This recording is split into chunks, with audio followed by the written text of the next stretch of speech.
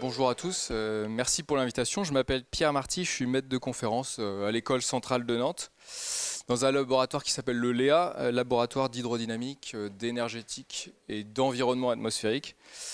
Et je suis aussi porteur d'un cluster de recherche. On anime une communauté autour de la décarbonation du transport maritime à Nantes. Brièvement, mon sommaire, on va balayer un petit peu le panorama rapidement, et puis après on va parler des impacts du transport maritime. Il y en a pas mal. On va essayer de parler des solutions aussi, il y en a de nombreuses, et puis on va faire une petite conclusion. Et donc on commence notre panorama. Alors, est-ce qu'il y a quelqu'un qui reconnaît l'endroit où on est ? Ouais, c'est le canal de Panama. Et donc il s'est passé quelque chose d'assez particulier en 2024, et je crois qu'en 2023 aussi. C'est qu'il y avait des embouteillages au Panama. Est-ce qu'il y a quelqu'un qui a une idée de pourquoi il y avait un embouteillage ? Ouais, c'est ça, la sécheresse en fait. Et en fait, le canal de Panama, c'est en grande partie un lac. C'est ce que vous pouvez voir sur la coupe en dessous. Et donc on a creusé pour le canal aux deux extrémités du lac. Et le lac est au-dessus du niveau de l'océan. Et donc on a un système d'écluses qui monte pour aller jusqu'au lac. Puis après on traverse le lac et on redescend de l'autre côté. Et en fait, pour remplir ces écluses, on vide le lac. C'est le plus simple. Plutôt que de pomper de l'eau de l'océan, c'est plus logique.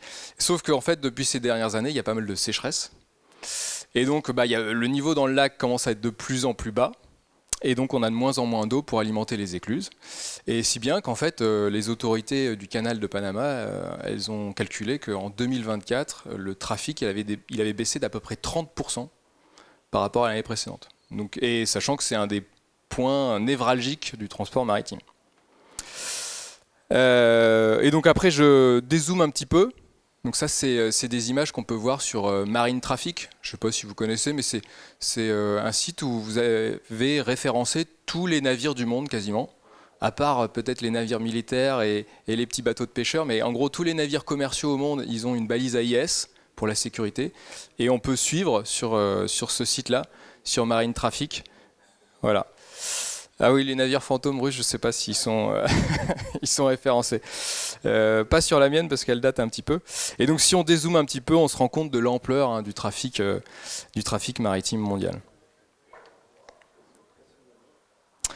Et en fait, donc ce trafic maritime mondial alors à Brest ça paraît évident, hein, mais pour le grand public, c'est quelque chose qu'il ne voit pas. Et c'est 85% du transport de marchandises. D'accord ? Donc c'est colossal, mais c'est quelque chose qu'on ne voit pas. Et donc je vous pose un petit quiz. Il y en aura quelques-uns dans la présentation. Donc là j'ai représenté par des logos sur les différentes questions. Donc en jaune, en vert, en rose, en bleu. Différents modes de transport. Donc par exemple sur le jaune, je vous propose que le train est moins émetteur que le camion, qui est moins émetteur que l'avion, qui est moins émetteur que le bateau. D'accord ? Donc c'est des émissions par tonne de marchandises transportées et par kilomètre. Donc je vous laisse 10 secondes pour regarder un petit peu les solutions proposées, puis après je vous propose un vote à main levée. Alors un vote à main levée, n'influencez pas les autres, et souvenez-vous que votre voisin a probablement tort. D'accord ? D'expérience, c'est ce que je remarque. Donc qui vote pour le jaune ? Personne. Qui vote pour le vert ? Un bras levé. Qui vote pour le rose ? Ah, une majorité. Et qui vote pour le bleu ?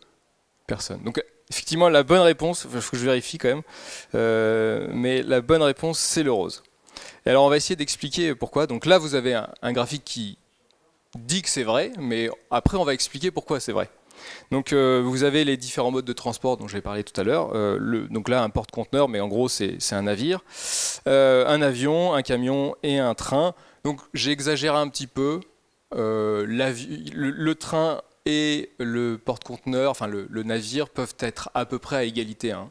Mais voilà, c'est les grands champions du transport de marchandises et ils sont nettement moins émetteurs. Sur un immense porte-conteneur, on est quasiment 100 fois moins émetteur qu'un avion. Hein. Et pourtant, aujourd'hui, maintenant, on commande des habits sur Chine et ils viennent par avion.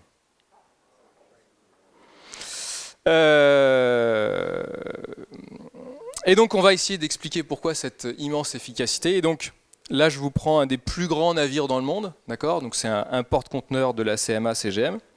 Il fait 400 mètres de long, d'accord? 400 mètres, on ne se rend pas compte, mais c'est vraiment immense, 400 mètres. Donc c'est plus grand que la Tour Eiffel. Hein, donc là, comme ça, comme ça, c'est pas forcément impressionnant. Mais rappelez-vous, la dernière fois que vous avez vu la Tour Eiffel, que vous étiez au pied de la Tour Eiffel, à quel point c'était immense. Et là, c'est encore plus grand. Et puis, alors, vous voyez peut-être un petit carré rose ici, là. Vous voyez peut-être un petit carré rose. Bah, là, ça, c'était un amphithéâtre de mon école. Ça rentre à peu près dans ce domaine-là. Donc là, vu la taille de la salle, je pense que c'est 3-4 conteneurs. Les petits conteneurs, c'est ceux-là. C'est les petits, là. C'est les 20 pieds. C'est les 20 pieds. Et ceux-là, on peut en mettre donc 23 000 sur un navire. C'est absolument colossal. Si on met ce navire à la verticale dans le quartier de la Défense, ça fait à peu près cette taille-là. Hein. À peu près, c'est une image générée par IA, donc je ne suis pas complètement sûr des dimensions, mais c'est à peu près l'idée, quoi. Et donc je vous pose la question, puisque les navires c'est horrible, hein, ça émet plein de particules et de CO2, on va essayer de tous les supprimer, et on va préférer le train. Et donc je vous demande, quelle serait la longueur d'un train de marchandises à simple étage si on devait mettre tous les conteneurs de ce porte-conteneur qu'on a vu tout à l'heure sur un train de marchandises. Donc je vous propose 1 km, 5, 30 ou 140 km. Et donc je vous demande, je vous laisse 5 secondes de réflexion et puis je vous fais voter. Alors qui vote pour 1 km? Personne. 5 km? Non plus. 30 km? Ah, quelques mains qui se lèvent, hésitants. 140 km? Ouais, c'est la bonne réponse. Hein. Donc vous faites 6 mètres fois 23 000, et puis ça fait 140 km. Alors j'ai laissé un petit mètre de plus pour l'espace entre les wagons. Mais c'est-à-dire qu'un train de marchandises avec 23 000 conteneurs qui partirait de Nantes, il n'aurait pas encore quitté la gare, qui serait déjà arrivé à Sablé-sur-Sarthe. Donc voilà, c'est pas pour dire que le porte-conteneur c'est mieux que le train, c'est chacun un peu son marché. Hein. Bien sûr, on ne peut pas faire les mêmes trajets en train et en navire, mais il faut vraiment se rendre compte de l'ampleur de ce trafic. Et puis c'est alimenté par d'immenses moteurs, hein, les plus gros moteurs, les plus puissants au monde. Alors je ne parle pas des centrales nucléaires, hein, je parle des moteurs thermiques ici, hein, à combustion interne. Ils font 65 mégawatts. D'accord, donc c'est absolument colossal. On parle de moteur cathédrale d'ailleurs. Et vous avez en haut à droite un technicien, hein, donc pour l'échelle. Est-ce que j'ai une flèche qui pointe? Ouais, voilà. Vous avez en haut à droite un technicien pour vous représenter l'échelle. On peut rentrer dans le cylindre. Hein. Le cylindre est tellement grand, il fait 2 mètres de haut, 90 cm d'alésage. Donc on rentre facilement dans un cylindre. Et donc je vous demande, quelle est la puissance équivalente de ce colossal moteur? Est-ce que c'est l'équivalent... Alors, je vous parle des petites citadines essence, les Twingo. Est-ce que c'est l'équivalent de 16, 160, 1600 ou 16 000 Twingo? Alors, on ne souffle pas. Qui vote pour 16 Twingo? Non, ça serait trop gros. 160. 1600. Quelques mains. 16 000. La majorité qui vote pour 16 000. La réponse c'est que 1600. D'accord? Que 1600. Et en fait, vous commencez, si vous vous rappelez que ça transporte 23 000 conteneurs, vous commencez à vous rendre compte. Alors ça fait 1600 Twingo. D'accord? Je les ai copiés une par une. Donc voilà, vous pouvez recompter, mais il y en a 1600. Et donc 1600 Twingo pour tirer 23 000 conteneurs. Finalement, c'est pas mal. Parce que ça fait une Twingo qui tire à peu près 15 conteneurs.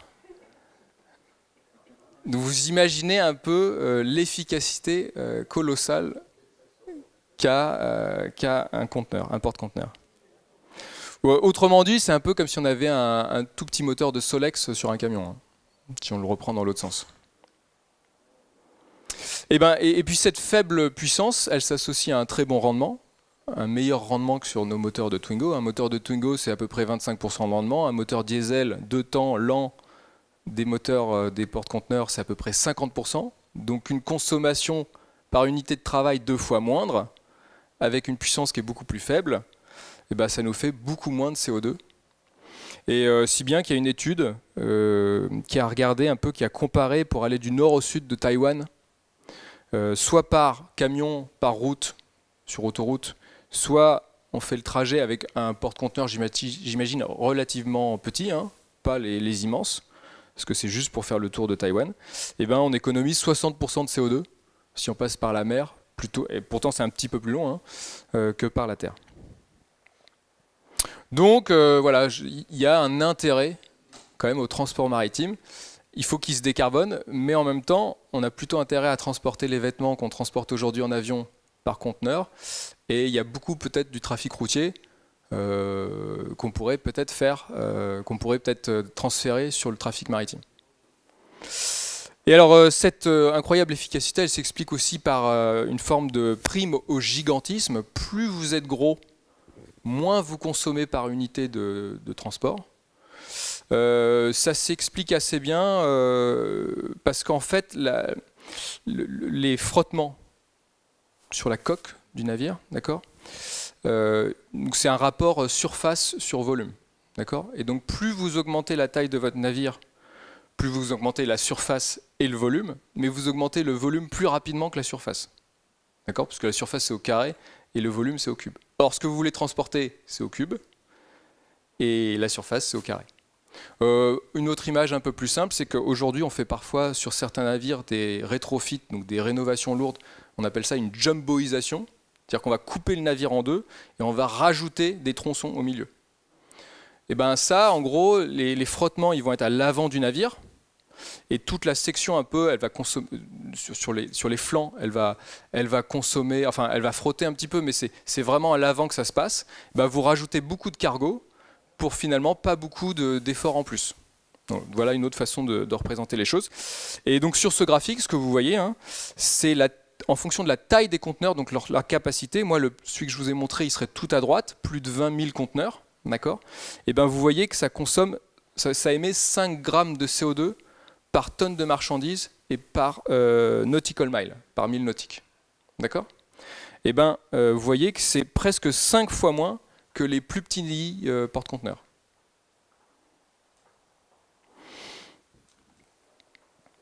Et donc là, une petite illustration du trafic mondial de conteneurs. Donc vous avez l'image d'un conteneur 20 pieds ici à l'image. On va faire un paquet de 1 million de conteneurs. Donc vous avez 1 million de conteneurs à l'image. Et vous avez un porte-conteneur pour l'échelle. 1 million de conteneurs, c'est 26 jours de trafic aux Pays-Bas. Voilà. 213 millions de conteneurs cette fois-ci là. C'est le trafic qui passe par la Chine en 2017. D'accord, donc la Chine championne du monde de trafic de conteneurs. Je pense que vous auriez deviné facilement. Et puis d'autres pays ici. Alors il n'y a même pas la France. Je suis désolé. Je ne sais pas où est la France. Il aurait fallu que je fasse l'étude. Ça ne veut pas dire qu'elle est en dessous du dernier du classement. Je pense que juste qu'ils n'ont pas pris tous les pays. Mais voilà les gros pays en termes de volume de conteneurs, les États-Unis, Singapour. Voilà, donc ça c'était une première séquence pour vous montrer l'importance du trafic maritime. Alors maintenant on va parler des impacts. Et on va commencer par les impacts non climatiques. C'est pas ma spécialité, mais je pense que c'est important d'en parler un petit peu. Et donc je vous demande, est-ce que vous connaissez, quels sont les autres impacts? Est-ce que vous avez une idée des types d'impacts que peuvent causer les navires autres que le CO2? On parlera du CO2 après. Donc si vous voulez dire brièvement, si vous avez une idée. Alors le dégazage, le bruit, ouais. La pollution atmosphérique, je vais mettre ça, ouais. Les vagues, le transport des coquillages, exactement, ouais, on va en parler aussi, ouais. L'érosion des côtes. Le blocage du canal de Suez. Mais ça bloque les navires. Donc d'une certaine manière, on pourrait presque dire... Effectivement, bah, vous avez tout dit, c'est parfait. Donc il y a les bruits sous-marins, effectivement. Alors, c'est pas causé uniquement par les navires, hein, mais les navires en sont une cause assez importante. Il y a notamment aussi le battage des pieux, par exemple, quand on veut faire des constructions au large, par exemple les éoliennes offshore, hein, ça a des gros impacts sur le bruit sous-marin. Et donc ça, on peut imaginer des solutions un peu avec des corridors et tout ça, mais c'est vrai que c'est une grosse source de nuisance Voilà. Mais je ne suis pas spécialiste et je ne sais pas si ça vient, quelle est la part qui vient de l'hélice et quelle est la part qui vient du moteur. Donc ça serait une question intéressante. Peut-être pour le nucléaire, ça fera moins de bruit, je ne sais pas. Alors il y a aussi l'impact avec la faune, les impacts, les chocs directs par exemple avec les cétacés qui peuvent être un peu perturbés. Et donc là vous avez une image, alors au départ j'ai cru que c'était une image générée par IA, mais j'ai des amis, des collègues qui connaissent un peu mieux le sujet, ils m'ont dit non, ça arrive qu'il y a des cétacés qui se font impacter et qui peuvent rester comme ça bloqués sur le bulbe. Alors, donc là malheureusement le cétacé est décédé et il y a des milliers d'impacts par an avec des baleines comme ça. Et donc ça c'est quelque chose qui nous incite à aller moins vite avec les navires. Si vous allez moins vite, ben, il y a moins de risque d'impact et l'impact est moins fort. Alors, les coquillages, oui.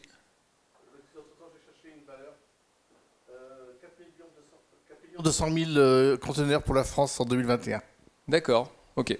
Donc c'était pas. Faudrait regarder, recomparer avec les autres valeurs, mais c'était 213 pour la Chine de millions. Faudrait regarder par rapport à la Hollande, ouais. Donc le déplacement via les eaux de ballast, donc les coquillages, mais pas seulement, le plancton, tout un tas d'animaux. Vous savez que les navires, ils ont des eaux de ballast, donc pour compenser le chargement, pour être toujours assez bas sur l'eau. Ces eaux de ballast, ils peuvent les remplir en mer Rouge et puis les vider dans un lac du Canada. D'accord ? Et donc vous déplacez des espèces. Alors maintenant, on a des systèmes de traitement qu'on a dû rajouter pour traiter les eaux de ballast. Donc en gros, soit on passe un filtre UV, un filtre à sable, on fait de la chlorination, enfin il y a différentes techniques, mais on va traiter les eaux de ballast avant de les rejeter. Il y a la pollution atmosphérique. Donc il y a les NOx, il y a tout un tas de particules. Et il y a aussi les oxydes de soufre. Il faut savoir que le transport maritime, pendant longtemps, a utilisé des carburants qui étaient très soufrés.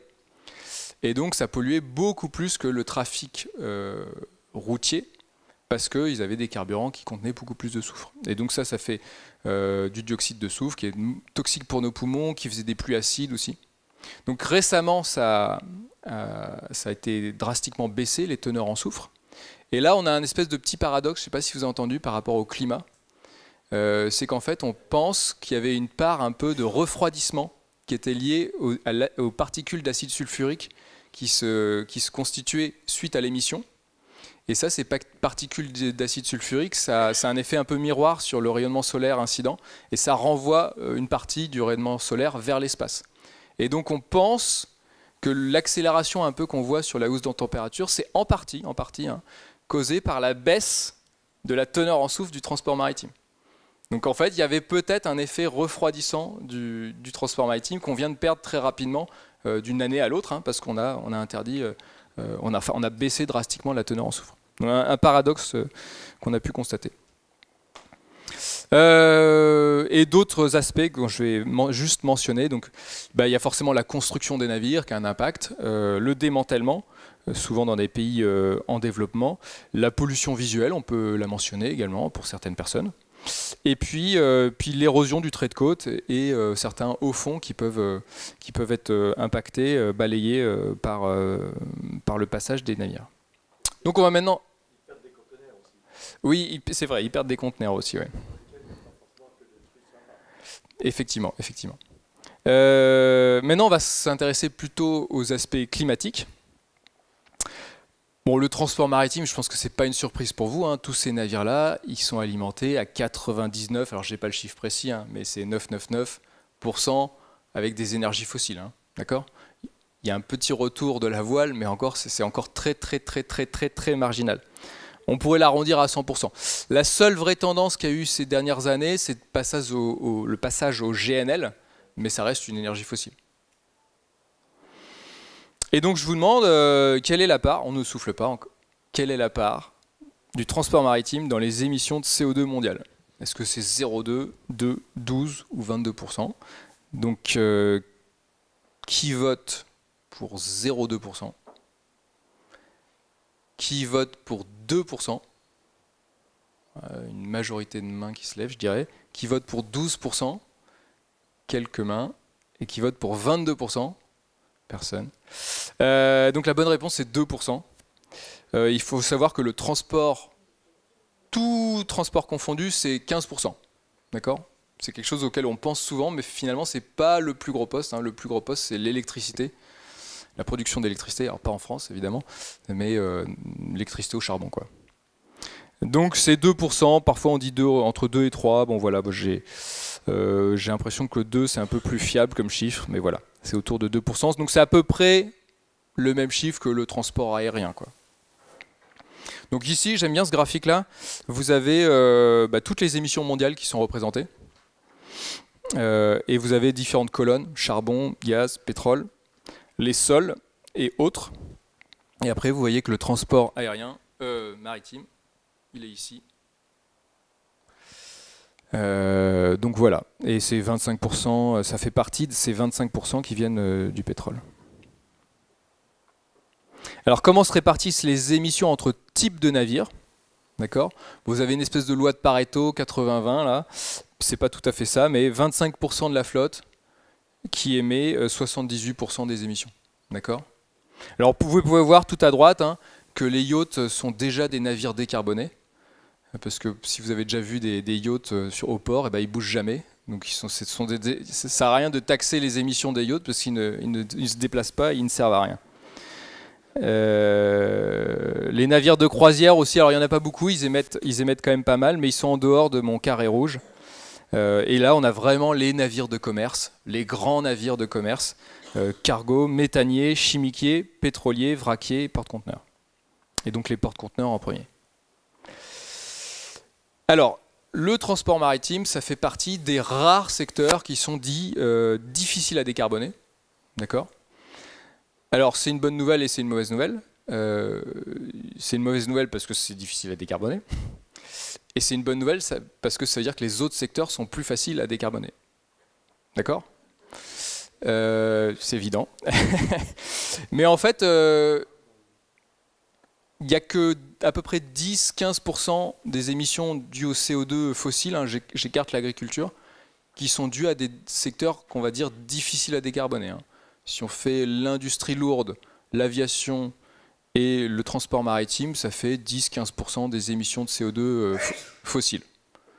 Donc le reste, ils peuvent aller beaucoup plus vite et on compte sur eux pour rattraper notre retard, pour compenser notre retard. Pourquoi c'est un secteur difficile à décarboner et donc un sujet intéressant pour un chercheur comme moi? Déjà, c'est une flotte très hétérogène. Vous avez vu tous les types de navires qu'il existait. Au sein de ces différents types de navires, il y a aussi tout un tas de tailles de navires différentes. Ils ont des âges différents, des nationalités différentes. Ils évoluent dans un cadre international, si bien que, en fait, il y a quand même beaucoup de pays qui ne se sont pas intéressés au sujet parce que ça ne les concernait pas directement. La France a tendance à minorer les émissions dues au transport maritime parce que voilà, ça ne fait pas bien sur les bilans et personne n'a envie de s'en occuper, quoi. Ce sont des navires, c'est une flotte assez ancienne hein, et qui a une grande durée de vie.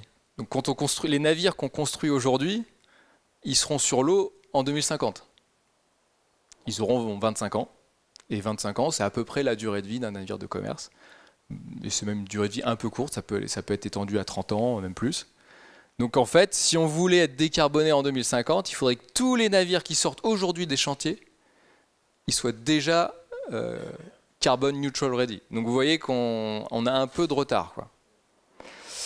Alors on pourra faire du rétrofit, c'est-à-dire des grosses modifications à mi-vie par exemple, mais ça va coûter cher et voilà. C'est des navires qui ont globalement une très grosse autonomie. Ils peuvent faire plusieurs fois le tour de la Terre sans faire le plein, même au fioul. Alors, je parle de certains navires, hein, les plus grands, pas tous. Si bien qu'en fait, si vous voulez passer sur de la batterie et rester dans cette autonomie-là, c'est tout simplement impossible. Or, le milieu est assez conservateur. Ils n'aiment pas qu'on touche trop à leur technologie. Le moteur diesel, c'est extraordinairement complexe, mais on maîtrise. Les gens maîtrisent et ils savent réparer sur place, dans le navire et tout ça. Donc on aime ce qu'on sait faire et on n'aime pas changer de technologie, quoi. Et en fait, il n'y a pas de technologie salvatrice. Hein. Il n'y a pas de silver bullet, comme disent les anglo-saxons. Il n'y a pas une seule technologie qui va tout sauver. Alors peut-être le nucléaire, mais on en reparlera dans la conférence juste après. Mais voilà, il n'y a pas, a priori, il n'y a pas une seule technologie pour tout faire. Donc il y aura un mix de technologies. Et c'est pour toutes ces raisons qu'on est sur un secteur dit difficile à décarboner. Et donc on va rapidement évoquer les solutions. Enfin rapidement, non, on va passer pas mal de temps à parler des solutions qui s'offrent à nous. Alors il y a quand même un cadre réglementaire qui pousse à mettre en œuvre ces solutions, parce que malheureusement, s'il n'y a pas de cadre réglementaire, ça ne va pas avancer très vite. Et donc il y a le règlement européen, Fuel EU Maritime, qui est sorti et qui est rentré en vigueur en 2024. Et donc celui-là, il introduit au fur et à mesure des années une part de plus en plus importante de carburant, on va dire, vert. D'accord ? Et donc de moins en moins de gasoil, un peu de GNL fossile dans la transition, et après il faut passer sur des biocarburants ou des électrocarburants ou carburants de synthèse. On en reparlera un petit peu. Et puis c'est le raccordement à quai aussi. Ça va être une grosse question pour tous les ports de France et d'Europe. Question de puissance. Donc c'est ce qu'on appelle le cold ironing. Il y a beaucoup de navires, quand ils arrivent à quai, ils coupent leur moteur principal, mais après ils ont encore tous les moteurs auxiliaires qui fonctionnent parce que ils ont besoin de beaucoup de puissance à bord, peut-être pour certaines manœuvres de déchargement ou pour garder en température certaines choses, voilà. Et donc toute cette électricité, ils la génèrent eux-mêmes parce que ça coûte pas cher et c'est efficace. Demain, ce qu'on voudra faire, c'est électrifier, les brancher, et là, c'est des mégawatts qu'il va falloir fournir aux navires, mais des dizaines, voire des centaines de mégawatts, surtout si on veut commencer à recharger des batteries. Donc là, c'est un immense enjeu de fournir ces puissances-là. Aujourd'hui, vous avez des navires hybrides ferry, Brittany Ferries, qui font la traversée. Ils sont hybrides, mais ils ne se rechargent pas à quai. Ils ont ce potentiel de se recharger à quai, mais aujourd'hui, que ce soit à Saint-Malo ou à Portsmouth, il n'y a pas le raccordement. Donc c'est en train de se faire, mais ça demande des mégawatts et ce n'est pas évident à transporter, quoi. Alors, quelle trajectoire de décarbonation ? Voilà, si on suit le tendanciel, on va être plutôt sur le vert, là, donc ce n'est pas du tout une trajectoire de décarbonation. Et l'orange, c'est le passif. Et puis le rouge, ça serait peut-être une trajectoire idéale, c'est un peu la trajectoire révisée de l'OMI, donc l'Organisation Maritime Internationale, qui, avant, elle visait plutôt moins 50% en 2050, et puis là, il y a quelques années, elle a voté pour que ce soit moins 100% en 2050. D'accord ? Donc, c'est facile de voter, on est d'accord. Encore qu'en ce moment, c'est pas facile de voter, mais... Et donc là, je vous demande de trouver l'intrus. D'accord ? On ne souffle pas. Comment peut-on réduire les émissions du transport maritime ? Donc on réduit la vitesse, on augmente la vitesse, on utilise des énergies bas carbone, on construit des navires plus efficaces. Question. Alors, non, je trouve l'intrus.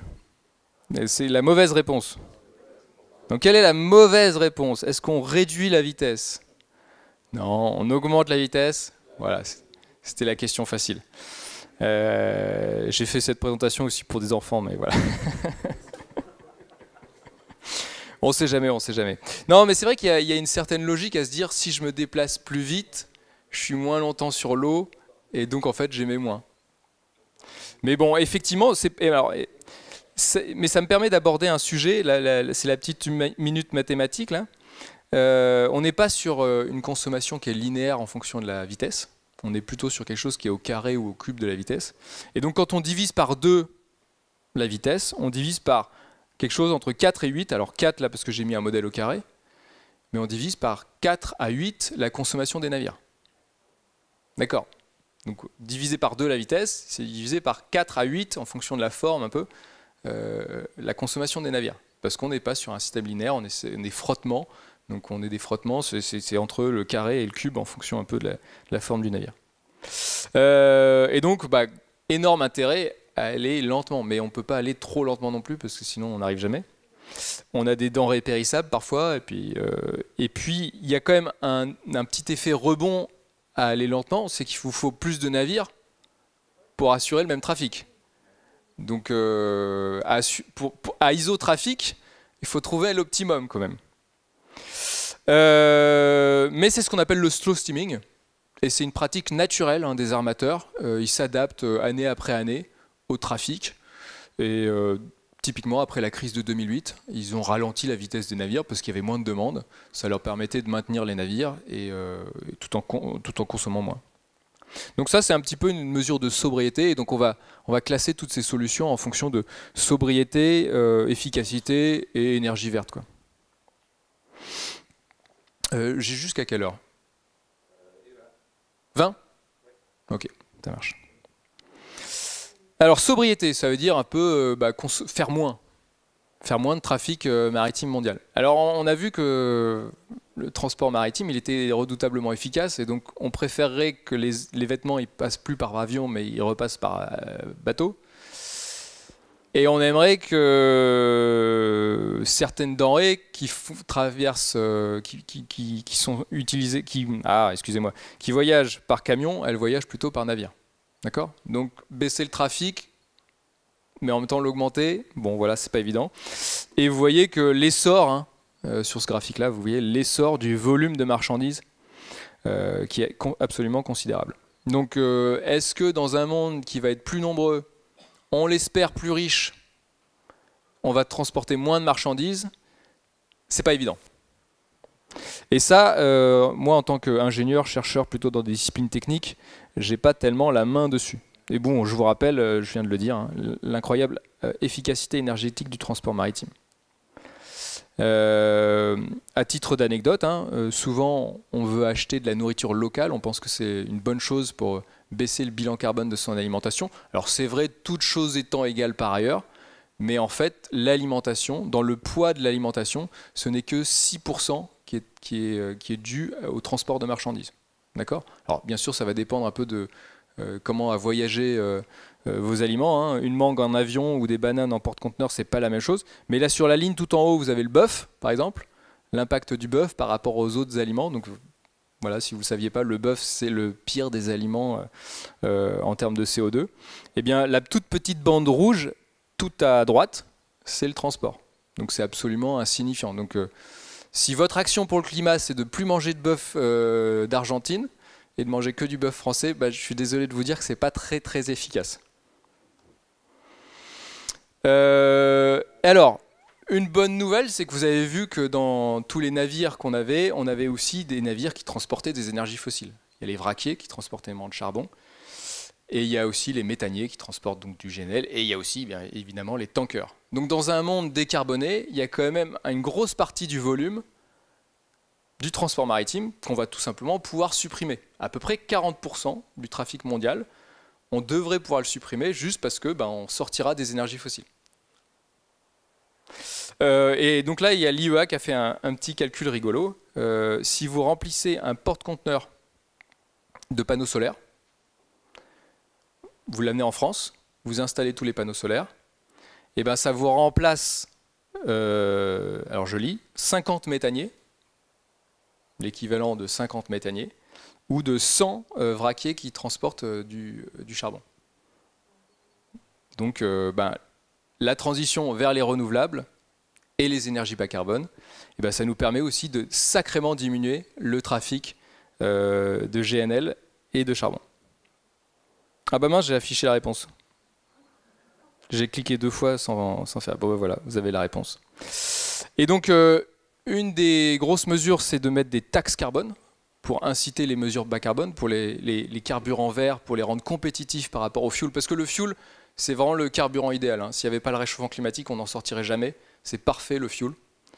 En plus, c'est pas tellement si dangereux que ça. Ça s'enflamme mal, il faut le comprimer très fort. Pour sortir du fuel, il faut une incitation. Et donc la taxe carbone, c'est un des meilleurs consensus chez les économistes. Il y a rarement des consensus chez les économistes, mais il y a un consensus sur la taxe carbone. Et je me suis amusé à calculer si on instaurait une taxe carbone vraiment colossale. C'est totalement à droite de la gaussienne en termes de pronostic. De 1 000 € pour la tonne de CO2 émise par un navire. Pour un iPhone qui vient de Chine et qui vient en France, c'est 0,2 centimes. D'accord? Donc c'est pour le client final, si vous voulez. Sur le prix final, ça ferait 0,2 centimes de taxe. Pour la partie transport, pas la partie fabrication, construction. Pour la partie transport. Pour des chaussettes, c'est à peu près le même ordre de grandeur. Pour les chaussettes, c'est à peu près le même ordre de grandeur. Et pour un sac de riz de 25 kg, c'est 1 euro. D'accord? Donc, c'est rien par rapport à l'inflation. Et donc, à mon avis, c'est acceptable. On va balayer un petit peu rapidement des solutions d'efficacité. Donc, là, il y a plusieurs réponses possibles. Je vous propose des solutions d'efficacité énergétique. Est-ce qu'on peut envoyer des bulles d'air sous la coque? Est-ce que ça vous paraît crédible? Non. Non. Ajouter des nageoires de baleine? Non. Ajouter un bouclier à la proue du navire? Ah, il y a une main qui se lève. Et utiliser un espèce de Waze des mers, le Google Maps Waze, c'est le planificateur pour éviter les embouteillages. Ah, il n'y a aucune main qui se lève là. Bon, bah en fait, toutes les réponses étaient possibles, voilà.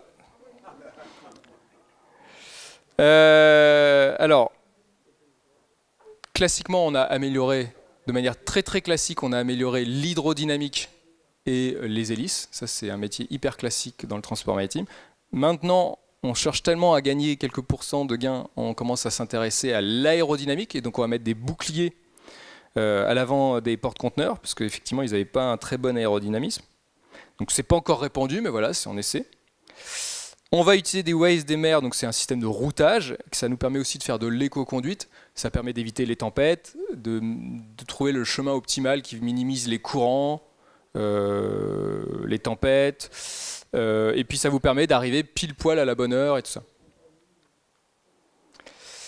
On peut utiliser des nageoires de baleine, équivalent de nageoires de baleine. Vous avez une start-up française qui s'appelle Bluefin, fin comme nageoire en anglais, où on va mettre un système, donc c'est de la récupération de l'énergie de la houle à l'arrière du navire. Ça complète l'hélice. Vous savez qu'un navire, en se déplaçant, il va générer sa propre vague. Donc ça, c'est de la perte d'énergie. Et ben, on peut récupérer une partie de l'énergie de cette vague avec un système pneumatique qui va économiser l'énergie et qui va, en rebaissant la nageoire, aider à propulser le navire. Alors, je ne sais pas si ça ne donne pas des à-coups un peu comme ça, mais bon, bref. Alors, il commence par des petits bateaux. Puis après, on verra sur des gros navires. Alors, c'est une start-up, d'accord ? Et ils promettent 10 à 20% d'économie de CO2. Mais c'est une start-up, d'accord ? Mais donc moi, je ne me mouille pas, mais voilà, en tout cas, je trouve ça stimulant. Et la lubrification par bulle d'air, c'est quelque chose qui existe. Hein. Alors, c'est pas encore très répandu. On ne sait pas trop encore si on ne consomme pas plus d'énergie à envoyer les bulles d'air qu'on en récupère par la baisse des frottements. C'est pas totalement évident. Et c'est pas mon sujet de spécialité, mais voilà, je voulais le mentionner. Donc c'est pour montrer aussi à l'étendue des recherches sur ces sujets, quoi. Et donc on va attaquer notre dernière partie sur les énergies vertes. Donc on a fait de la sobriété, un peu moins de trafic. On a fait de l'efficacité, c'est-à-dire pour le même trafic, pour le même besoin, j'essaie de consommer moins d'énergie. Mais je suis obligé de consommer de l'énergie. Maintenant on regarde quelles énergies je peux utiliser pour remplacer mes énergies fossiles. Et donc là je vous repose la question. Quelles énergies décarbonées pourrait-on utiliser ? Alors, première proposition, je vous propose de l'hydrogène, de l'ammoniac et du méthanol. Est-ce qu'il y a des gens qui votent pour ça? Levez la main. Oui, pourquoi pas. Alors, tout ça, c'est théoriquement. Hein, je ne vous demande pas la solution optimale. Hein. Est-ce qu'on peut utiliser l'énergie du vent? Ouais.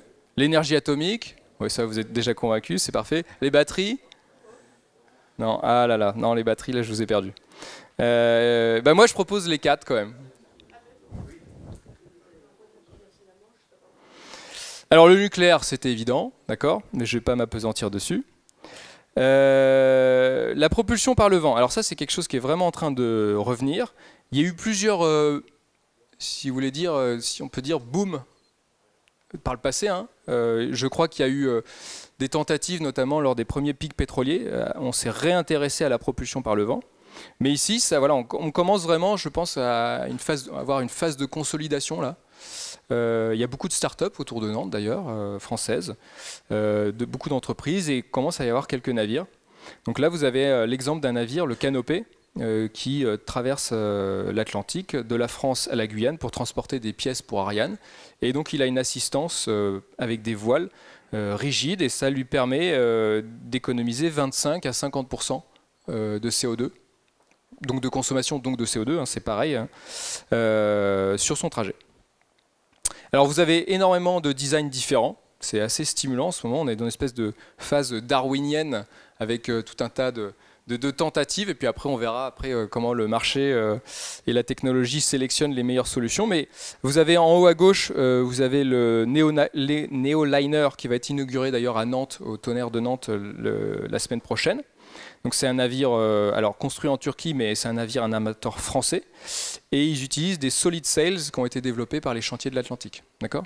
Et donc c'est un navire qui transporte des voitures, un roulier. En haut à droite, vous avez quelque chose d'un peu plus anecdotique, moi je dirais, c'est un navire de la compagnie Todt. Ils transportent voilà, des denrées un peu précieuses, ils vont transporter du chocolat. C'est vraiment un gros voilier. C'est vraiment un gros voilier, c'est des voiles souples. Alors vous avez une start-up aussi de l'entreprise Michelin qui s'appelle Wizamo. Alors là c'est un prototype mais réel, c'est pas une image de synthèse. Donc là ils ont fait ça sur un voilier. L'idée c'est de gonfler des voiles et d'avoir des bulles d'air comme ça un peu pour faire la voile. Mais l'idée c'est après de mettre ça sur des grands cargos. Et puis vous avez des rotors Flettner qui sont une technologie relativement ancienne qui équipe un cargo ici à droite. Alors vous avez, alors c'est pas moi qui ai fait le graphique, c'est en cumulé, hein, d'accord? C'est pas les nouvelles constructions année après année, c'est la taille de la flotte. Et vous voyez comment la flotte elle augmente. Alors en 2026, 2025, 2026, 2027, forcément c'est des projections. Mais vous avez différentes technologies, donc les voiles souples, les ailes par aspiration, les kites aussi, les voiles rigides, et puis après les rotors Flettner, le dernier qu'on avait vu. Ah non, mais là, on est sur la partie vélique. J'ai passé sur le nucléaire, vous avez toute une présentation après, je me suis dit, je ne vais pas en parler du nucléaire. Mais je suis tout à fait ouvert au nucléaire, il n'y a pas de souci. Et donc maintenant, on va partir sur les carburants. Et donc pour les carburants, alors on fait des projections de prix, évidemment, les projections de prix, ça vaut ce que ça vaut. Mais dans les projections de prix, ce qu'on voit quand même, c'est que en dehors des carburants fossiles qui sont tout en bas là sur mon graphique, le carburant le plus compétitif, ça sera l'électricité. D'accord? Et ensuite, à partir de cette électricité, on va faire des carburants de synthèse, c'est les trois du haut, donc de l'ammoniac de synthèse, de l'hydrogène de synthèse et du méthanol de synthèse. Mais forcément, comme ils sont dérivés de l'électricité, ils seront très certainement plus chers. Et donc il faut une sacrée taxe carbone pour que l'électricité devienne moins chère que les carburants fossiles. À 1000 € la tonne, ça passe normalement. Alors comment on fait des carburants de synthèse? La brique de base, c'est l'hydrogène. Vous avez certainement entendu parler de ça. Donc il faut de l'énergie propre pour faire de l'hydrogène. On utilise des électrolyseurs. Et ça nous fait donc notre hydrogène. Mais l'hydrogène, il a quand même quelques inconvénients. Il est difficile à comprimer, il est difficile à refroidir. Il est liquide à moins 253 degrés.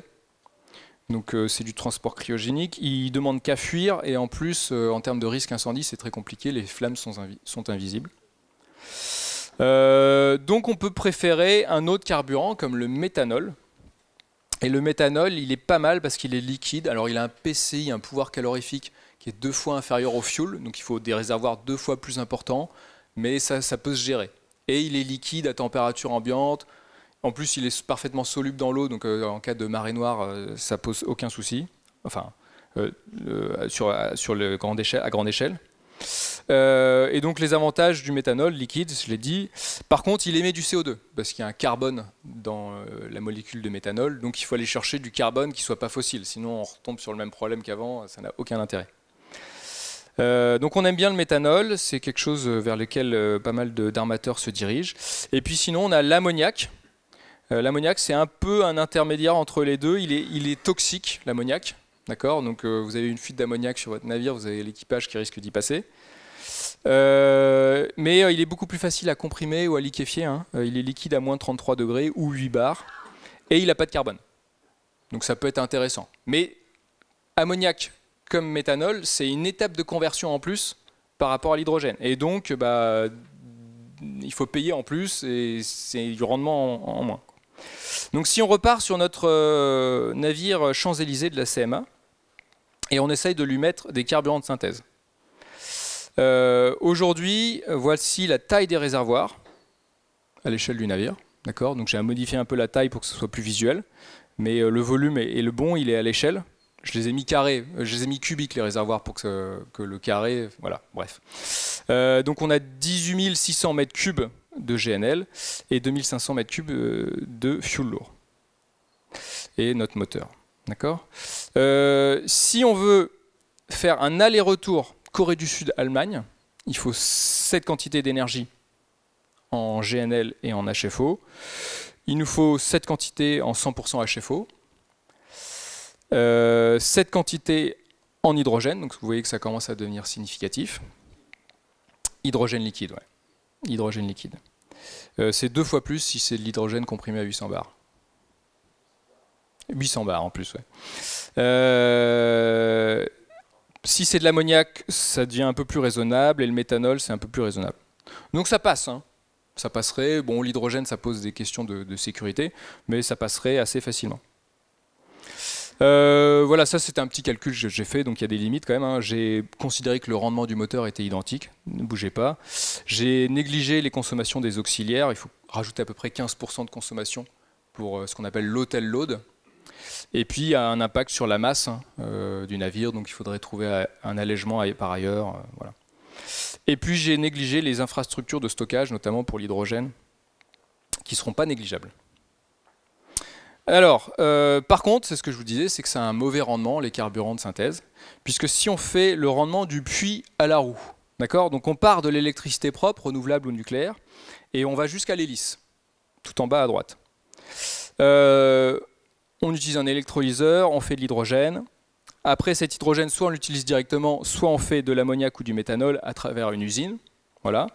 Et après, tout ça, on peut l'utiliser directement dans le moteur thermique, à condition de faire quelques adaptations quand même.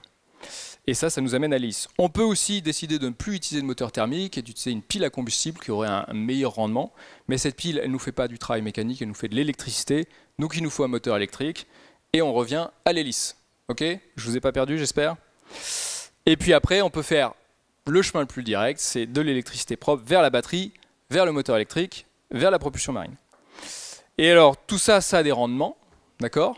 On va compter plutôt 60% pour l'électrolyseur, 60% pour la pile à combustible, 50% pour le moteur thermique, 95% pour la batterie, 60% pour faire de l'ammoniac ou du méthanol, 95% pour le moteur électrique.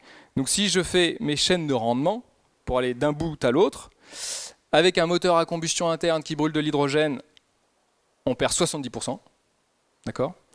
Avec un moteur à combustion interne et on fait du méthanol ou de l'ammoniac, on arrive à 18% de rendement seulement. Si on utilise une pile à combustible avec de l'hydrogène, c'est 36%. Si on utilise une pile à combustible avec du méthanol ou de l'ammoniac, on arrive à 22%. Si on utilise une batterie, c'est 90%. D'accord ? Ce point de départ, c'est l'électricité que vous avez achetée. Non, mais le MCI seul, c'est 50%. Ouais, 50% pour le MCI. Et donc moi, je plaide un petit peu pour les batteries, et on va faire une petite expérience de pensée, on va voir ce que ça peut donner sur les batteries. J'ai bientôt terminé. Voilà. Donc les batteries, souvent, le problème, c'est qu'on oublie qu'elles font d'immenses progrès, et que le prix y chute. D'accord ? Donc vous voyez sur ce graphique, le prix qui chute par kilowattheure, donc c'est les soldes sur les batteries, moins 90% en 30 ans, d'accord. Et la densité, elle augmente fortement. On est passé de moins de 2000, non, excusez-moi, on est passé de 100 à 500 Wh par kilo en 30 ans, 35 ans, d'accord. Et alors, on peut espérer que ça va continuer d'augmenter. Alors, il y a quelques navires qui commencent à être à batterie. Donc, on a un petit porte-conteneurs, comme ça, chinois, qui peut transporter 700 conteneurs, donc c'est très loin des 23 000, j'en ai tout à fait conscience. Il fait 118 mètres de long, et c'est des conteneurs batterie. Alors, enfin, il y a 36 conteneurs qui contiennent les batteries. Donc, vous n'avez pas besoin de vous brancher à quai pour recharger le navire. Vous déchargez votre batterie, vous la laissez se recharger pendant longtemps, et puis après, vous mettez une batterie pleine, comme vous transportez un conteneur, en fait. Alors, il ne faut pas se tromper de conteneur, mais globalement, c'est ça l'idée, quoi. Et ça fait à peu près l'équivalent de 1000 batteries de Zoé. Voilà. Et ça remonte une rivière, donc c'est peut-être plus simple, alors quoi qu'il y a du courant. Mais ça fait 1000 km pour remonter à Wuhan, en Chine. Alors, question, est-ce qu'on pourrait électrifier mon porte-conteneur géant de tout à l'heure avec des batteries? Ou est-ce que ça serait complètement aberrant? Il nous faudrait un navire entier de batteries pour tirer le porte-conteneur. Et donc j'ai fait une hypothèse, alors je suis désolé, mon hypothèse est différente de celle de tout à l'heure parce que j'ai fait... mais là, je repars sur l'autonomie complète du navire, d'accord? Avec son réservoir plein, les deux réservoirs pleins, HFO et GNL, on peut faire 58 000 km. Donc ça fait plus que une fois le tour de la Terre, d'accord? C'est une fois et demie quasiment. Et donc on peut faire 3 fois le trajet de la Corée du Sud vers l'Allemagne. Donc je teste avec différentes densités de batteries parce qu'aujourd'hui on utilise dans le navire chinois on utilise des batteries avec une densité très faible. J'ai pas compris pourquoi.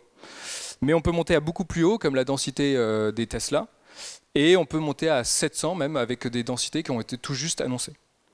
Et puis on peut décider aussi de réduire l'autonomie et pas faire l'autonomie complète. On pourrait décider d'aller plus court. Et donc si on fait la très grande autonomie avec la très faible densité, on arrive à quelque chose de complètement aberrant. Voilà. Et ça pèserait 65 fois la capacité d'emport du navire, donc c'est totalement impossible, irréaliste. Mais si on décide d'avoir des hypothèses un peu plus réalistes, eh bien on arrive là-dessus. Donc si vous regardez le dernier carré, ici, là, c'est le carré avec la très haute densité de batterie. Donc des batteries qui arriveront peut-être en 2030, 2035, et avec une autonomie drastiquement réduite, à 10 000 km, mais qui reste tout de même raisonnable, puisque ça vous permet de faire Singapour et passer Suez. Et ça vous fait seulement 25% de surpoids sur le navire, mais j'ai pas encore enlevé le poids des moteurs thermiques et tout ça. Donc finalement, on sera peut-être qu'à 10% de surpoids sur le navire. Donc c'est une hypothèse très optimiste, hein, tout ça. Il y a pas mal de limites d'études, j'ai pas regardé comment on pourrait recharger ça. L'investissement, il serait supérieur à des milliards d'euros. Avec le prix des batteries, il serait supérieur à 2 milliards d'euros par rapport à 200 millions pour un porte-conteneur au fuel. Et avec les productions de l'année 2024, ça serait 1% de la production mondiale de batteries pour un navire. D'accord? Donc c'est pas pour tout de suite. Mais on peut imaginer demain pas mal de porte-conteneurs de taille intermédiaire. Et moi, ce que j'imaginais, ça serait peut-être des navires nucléaires qui font les grands trajets assez vite entre les ports de départ et les ports d'arrivée. Et après, plein de petits feeders, on appelle ça des feeders, des porte-conteneurs de taille intermédiaire à batterie et à voile qui feraient après les ports intermédiaires. Donc on a plein de petites solutions qui vont essayer de nous amener vers la décarbonation complète du transport maritime. On a les voiles, on a tout un tas de sujets, je vais repasser très rapidement. On a aussi des impacts sur le port qu'il ne faut pas négliger, l'évolution de la demande, les nouveaux carburants, l'électricité décarbonée, la logistique, des sujets d'éco-conduite, l'électrification des quais, j'en ai parlé un petit peu. Alors, un des petits signes, c'est quand on regarde les carnets de commandes des chantiers chinois, c'est qu'on voit qu'ils commencent à s'équiper de moteurs dual fuel. Donc le moteur dual fuel, c'est le moteur qui vous permet de rester dans le passé et de brûler du fuel lourd. Tant que le fuel lourd, on ne vous l'interdit pas. Mais en 2030, en 2035, vous pouvez passer sur du méthanol.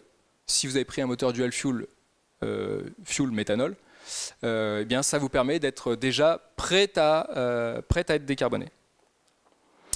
Alors si on faisait une solution très très bourrin, mais absolument bourrin, de dire je remplace tout le fuel lourd par du méthanol, avec la chaîne de rendement que je vous ai indiquée tout à l'heure, et ben en mettant cette surface que vous voyez là en Égypte, recouverte de panneaux solaires, ça passerait.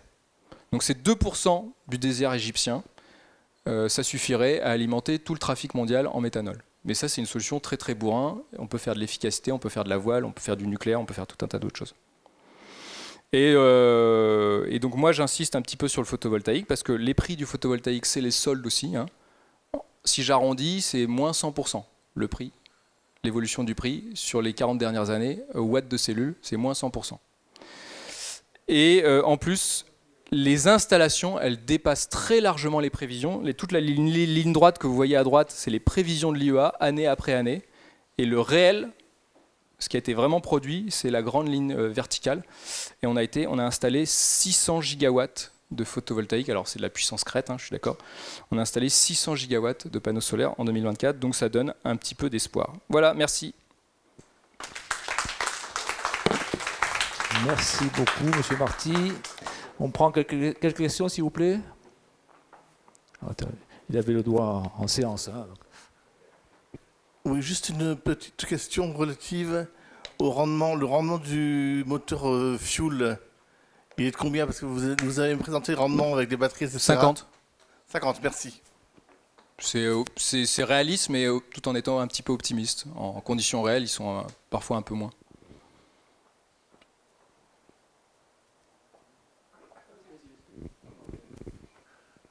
Moi, mon point, c'est sur les batteries. Bon, c'était très intéressant. Mais bon, les batteries à 500 Wh par kilo, bon, c'est quand même un peu rêvé, peut-être dans 10 ou 20 ans. Ah oui, c'est un travail prospectif. Le deuxième problème, c'est que actuellement, ils équipent les bateaux avec des batteries qui s'appellent des batteries LFP, lithium fer phosphate, qui sont des batteries beaucoup moins chères. C'est pour ça qu'ils les utilisent. Et ces batteries, effectivement, stockent moins d'énergie, c'est plutôt 150, 200 à la limite, watts par kilo.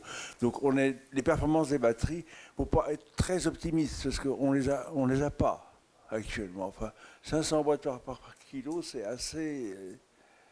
C'est l'extrême limite que j'ai pris les chiffres qui sont sur une Tesla actuelle, hein. Oui, donc ça c'est le marché, hein.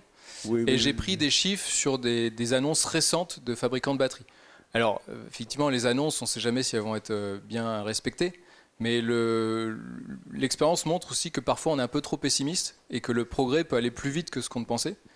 Et donc sur les batteries, si c'est pas 2028, ce sera peut-être 2030. Moi, je dis pas du tout qu'on va faire des portes. Je suis pas en train de vous commander un porte-conteneur à batterie pour aujourd'hui, hein. Je me dis, est-ce qu'il faut l'écarter pour 2040 ou 2050? Aujourd'hui, personne ne parle de porte-conteneur à batterie pour 2040-2050. Moi, je me dis qu'il y a peut-être une petite fenêtre pour ça. Mais encore que, à la fin, j'ai conclu qu'il faudrait peut-être passer plutôt sur du nucléaire, hein. Est-ce qu'il n'y a pas des problèmes de sûreté avec les batteries dans un bateau? Probablement, mais vous savez, la sûreté avec du combustible dans un tanker, tout ça, on a des chimiquiers qui transportent on a aujourd'hui des navires qui transportent 100% que de l'ammoniac. Donc on prend des risques, on sait déjà prendre des risques. Je parlais de sûreté en termes de pollution après. Ah, de pollution, ouais, alors ouais. Plus, ok. Bah oui, il y a de la pollution Bon, associée à l'extraction. C'est organique, ça finit par disparaître, alors que les batteries... Oui, alors le problème du fuel, le problème du transport maritime, c'est avant tout le réchauffement climatique. C'est pas tellement les marées noires. Les marées noires, on a en grande partie résolu le problème avec les doubles coques. Donc le problème du fuel, c'est pas tellement... effectivement, le fuel, ça peut se dissoudre, moyennement quand même, mais ça prend du temps, on va dire. Mais le problème, c'est le CO2. Donc les batteries, là-dessus, ça fait très peu de CO2, quoi. Si je ne me trompe pas, le méthanol est un produit qui ne se détruit pas, hein, c'est un polluant éternel. Le méthanol? C'est comme l'alcool, c'est soluble dans l'eau? Ah si. Non, je crois que c'est toxique, mais c'est tellement soluble que ça va vite se dissoudre complètement comme de l'alcool, quoi. Ouais, mais ça ne se détruit pas. D'accord. D'autres réactions ou questions? Je suis pas indifférent, mais je pense que... Peut-être, là-dessus je suis pas chimiste.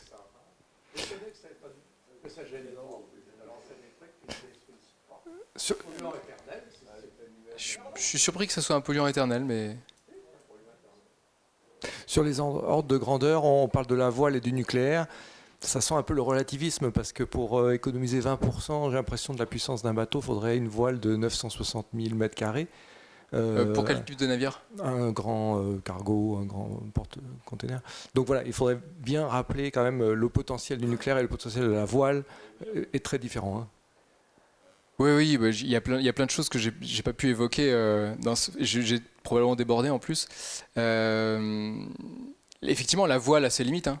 Et pour les grands navires, je suis pas ultra convaincu de l'importance de la voile. Moi, après, j'ai plein de collègues qui sont passionnés de voile et c'est leur sujet dans mon laboratoire. J'ai une équipe qui est dédiée à étudier ce sujet.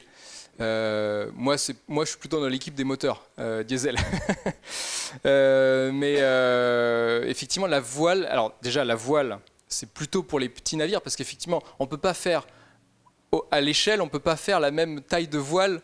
Sinon, ça serait trop grand, on passerait plus. Il y a des routes qui sont plus favorables aussi, hein, pour la voile. Là, vous avez vu, je vous ai parlé d'une route nord-sud qui va de la France vers la Guyane, parce qu'en fait c'est très bon pour les vents. Mais vous faites une route Asie-Europe, c'est beaucoup moins favorable. Donc il y a plein de limites. Mais ça, on verra avec le temps aussi sur quel type de navire on peut. Et puis c'est un marché qui est vraiment émergent. Donc on va commencer par les petits navires, on va apprendre, on va avoir des retours d'expérience, et puis après on ira peut-être de plus en plus vers des gros navires. On verra. Ah oui, vous avez en partie répondu à ma question sur la voile. Donc il y a des trajectoires effectivement qui sont plus favorables. Est-ce qu'il y a des saisons aussi plus favorables? Parce que pour les traversées à la voile, c'est pas en toute saison non plus à cause des alizés. Probablement qu'en hiver, c'est plus favorable, c'est plus venteux. Ça, faut regarder les cartes météo. D'où l'intérêt aussi du rotage. Alors, mon collègue qui sera là cet après-midi, qui va vous parler des énergies marines, ça c'était un peu son ancien sujet de recherche.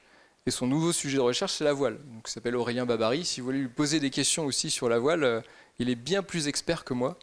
Donc n'hésitez pas. Une dernière question. Allez, pour toi. Merci beaucoup. Vous avez évoqué différents modes de transport, enfin différents modes de possibilités de remplacer le fioul. Mais ces différents modes présentent effectivement des possibilités de pollution également. Et il y a un certain nombre de bateaux, de porte-containers, etc., qui coulent chaque année. Environ 7 par an pour les grands bateaux. D'accord. Qu'est-ce que vous en pensez d'un point de vue statistique? J'ai jamais trop pensé à cette question. En fait, moi, c'est ce que je dis souvent à mes étudiants. Hein. Donc, ici, vous êtes dans l'association Sauvons le climat. Il n'y a aucune solution parfaite. D'accord? Donc, à un moment, il faut choisir entre deux mots. Je pense que ces mots sont moins terribles que le réchauffement climatique. Après, est-ce qu'il faut aller sur de la batterie ou sur du méthanol ou sur de l'ammoniac ou sur de l'hydrogène? Si vous voulez, moi, je n'ai pas d'action dans aucune des startups qui travaillent sur ces sujets-là. J'essaye de regarder un peu tous les sujets et puis de voir qu'est-ce qui peut être le plus intéressant et de regarder ça de manière un peu agnostique. Après, oui, j'imagine que ça peut créer des pollutions au fond de l'eau si on a des batteries, si on a un réacteur nucléaire. Encore que je préfère peut-être avoir un réacteur nucléaire tout au fond de l'eau que sur Terre. Je ne sais pas. C'est tout un tas de questions très compliquées pour lesquelles il n'y a pas de réponse scientifique. D'accord? Si vous, ce qui vous intéresse le plus, ce qui vous fait le plus peur, c'est les radiations, ou ce qui vous fait le plus peur, c'est les mines de lithium, vous n'aurez pas du tout les mêmes réponses à cette question, parce que ce n'est pas les mêmes impacts. Donc ça, c'est une réponse très personnelle. On peut quantifier les impacts, la science peut vous dire quels seront les impacts, mais lesquels il faut privilégier par rapport aux autres, ça c'est une réponse de citoyen. Bien, on va s'arrêter là. Merci beaucoup, Monsieur Marty.